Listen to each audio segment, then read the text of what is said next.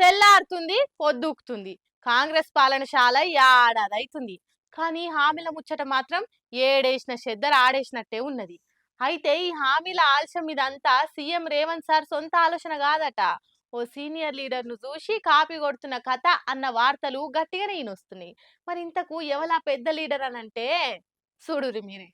అకల్ కేలియే అకల్ చాహియే అని అంటారు. అంటే అవతలను కాపీ కొడతానికి కూడా తెలివి ఉండాలి అని. ఆ ముచ్చటను పట్టించుకోకుండా 40 ఇయర్స్ ఇండస్ట్రీ అని చెప్పుకునే చంద్రాలు తువ్వలను నడుద్దామని చూసి నెత్తిల అచ్చింతలు వేయించుకుంటుండ్రు రేవంత్ రెడ్డి అని కూడా చెప్పుకొస్తున్నారు పొలిటికల్ అనలిస్టులు. వేరే వేరే ఏమో చిన్న ముచ్చట్లంటే ఏమో గానీ మరి హామీల అమల్లో కూడా చంద్రబాబునే ఫాలో అవుతుంటా రేవంత్ తప్పుల పడుతుండా ఏంది అని అనుమానాలు పొలిటికల్ సర్కిల్ పొట్టిన వస్తున్నాయట ఈ నడుమ.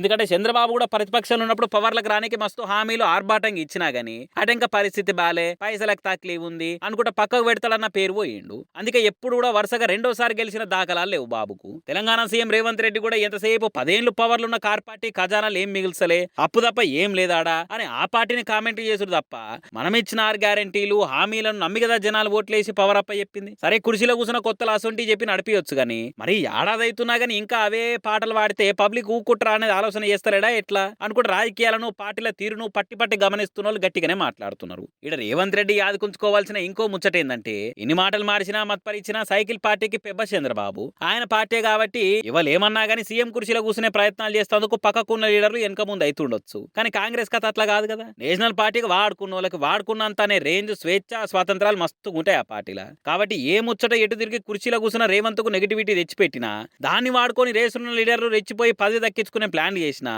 ఇచ్చంతర పోవద్దు సుమా మరి అనుకుంటే పరిస్థితిని పక్కాగా అనలైజింగ్ చేస్తూ ఇంకొందరు. మరి ముచ్చట్లు రిపోర్టులను చూసన్నా బాబు రూట్ ఫాలో అవడు బంద్ చేసి ఏడాది స్పెషల్ గా హామీల అమలు మీద నజరేస్తాడా లేదా రేవంత్ రెడ్డి అనేది చూడాలి.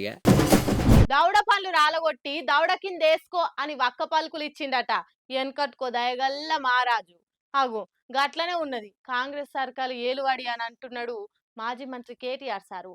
చక్కగన్న రైతుల బతుకులను ఆగం పట్టించి ఇప్పుడు రైతుల పండుగ పేరుతోటి ఉత్సవాలు చేస్తారా అని మండిపడుతుండు.